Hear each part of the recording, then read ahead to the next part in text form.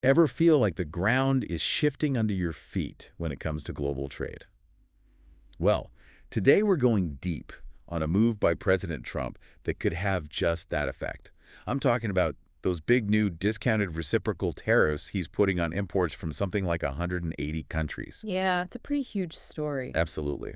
We're basing our deep dive today mainly on an article from April 3rd, Washington Dateline, reported by Forbes. Good stuff. So our mission, right, is to really break down what these tariffs actually mean in practice, the logic behind them, and then the potential ripple effects we could see across the whole world of trade and what that might mean for, well, for you. Makes sense. So, maybe we should start with this whole concept of discounted reciprocal tariffs. Right, so it's not just like, pulling numbers out of thin air or whatever. The idea, as the former president put it, was for the U.S. to set tariffs on stuff coming in from other countries, but at a lower rate than what those same countries are already hitting American exports with. Okay, so like matching them but lower. Yeah, that's the idea. Gotcha.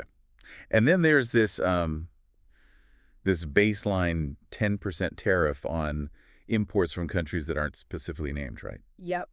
Forbes mentioned that this baseline takes into account things like whether a country's messing with their currency to make their goods cheaper. Yeah, like deliberately weakening it. Exactly. Or if they've already got like super high barriers in place, making it tough for American products to get in. Right, so they're trying to factor in, like, the existing imbalances. Level the playing field a little. Exactly. Okay, so that's the general setup. But I think it gets really interesting when you start looking at specific examples. Sure. So take China.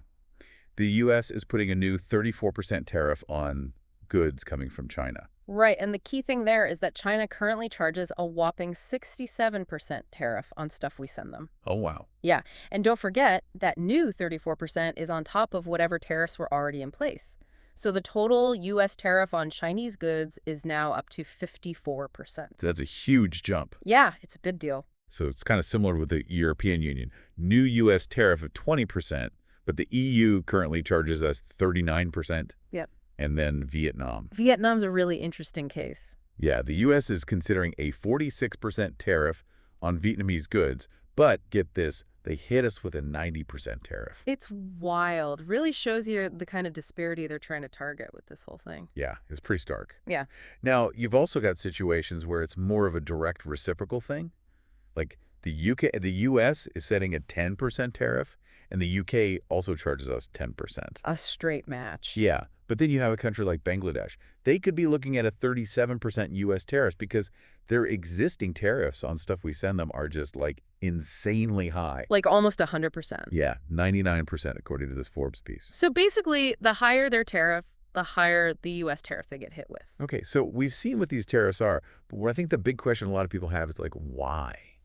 What's the thinking behind this whole shift? Well, the Forbes analysis says the administration's goal here is to create a more level playing field. They want to protect American industries from what they see as unfair trade practices by these countries that are imposing way higher tariffs on our exports. So their argument is basically we have to do this to make it fair. Exactly. Now, I think it's also important to talk about what could go wrong here, right? What are some of the potential global consequences we could see? Yeah, there are definitely some potential bumps in the road. Like you could see some big shifts in global supply chains as companies try to figure out ways to avoid these new costs. Makes sense. And then there's inflation. Like the prices of all kinds of imported goods could just go up. Right. And then there's the whole issue of retaliation, right? Like if we put these tariffs in place, what's stopping other countries from just hitting us back with even more tariffs? Exactly, and that's what a lot of the critics are worried about. They're saying this could turn into a tit-for-tat trade war that ends up hurting everyone, American businesses, international businesses, and really disrupting a lot of those established trade relationships we depend on. It's a super interconnected global economy. Yeah. Everything's so tied together. It really is. And I think it's really important to emphasize here that we're not taking sides on this. We're just reporting on what this Forbes article laid out, presenting the information and the different perspectives without saying whether this is the right approach or the wrong approach. Absolutely. Just laying it all out there. Exactly. Yeah. But I think one thing that's really fascinating is just the sheer scale of this, right? We're talking about over 180 countries here. Yeah. This could be a really fundamental shift in U.S. trade policy. No doubt.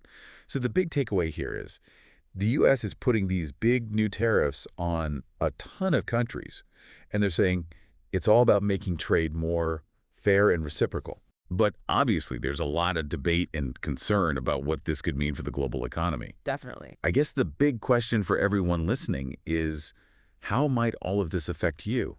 Like, even if these tariffs are supposed to be reciprocal, how might they change what you can buy, what things cost? I think it's something we all need to be thinking about. It really raises some important questions about international trade and how it affects our daily lives. For sure. Definitely something worth pondering. Absolutely. Thanks for listening.